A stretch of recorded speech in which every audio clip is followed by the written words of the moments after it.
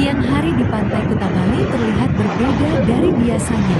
Angin bertiup cukup kencang, ombak besar terus menghantam bibir pantai, dan abrasi mulai terlihat di beberapa bagian pasir. Suasana juga tampak lebih sepi dari hari normal.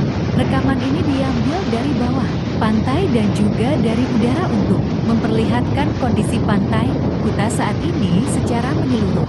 Jangan lupa komen, like, juga subscribe, supaya saya tambah semangat buat eksplor pantai alam, sawah dan pemandangan yang ada di Bali. Selamat menonton ya besti, sehat selalu buat kita semua.